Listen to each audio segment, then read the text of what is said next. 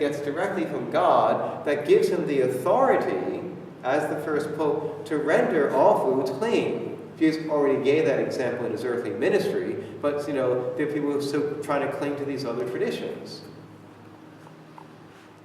And so the one who is Peter, or Peter's successor, has insights that we just don't get. We don't like that, because we think that it's all about us. We don't believe this hierarchy thing, because we're Americans and everything's all equal and stuff like that. Well, and then we fool ourselves and think of that, because in 2018, things are not equal in the United States of America. Surprise, and after 240 years or so of this, we still haven't gotten it right yet, but we keep trying.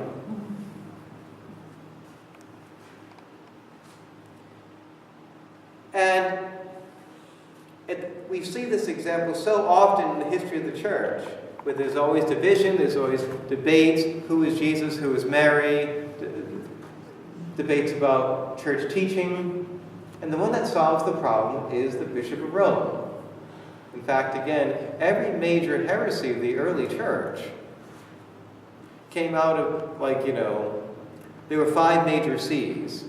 There was Rome, there was Constantinople, there was Alexandria in Egypt, Jerusalem, and Antioch.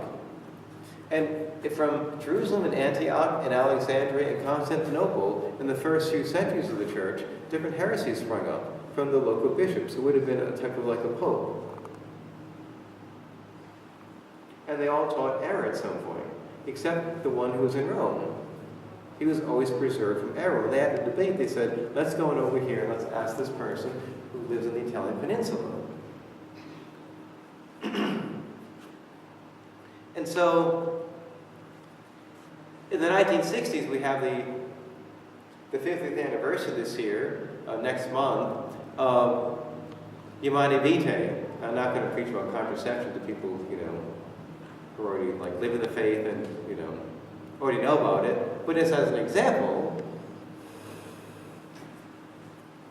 in the 1960s, when Paul VI was kind of looking, he set up a commission to kind of look at this thing called birth control, and is this compatible to the faith, or is it not compatible? How can this all work together? Let's get all the brainiacs on this and stuff like that, and let all the church theologians figure these things out, and they can report back to me.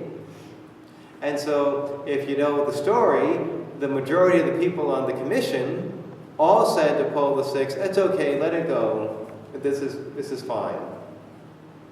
Except for one person, Bishop Cavortivo.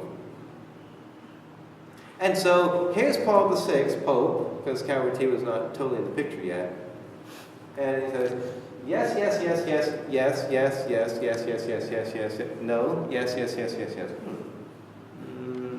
The noes have it, and I vote in favor of no.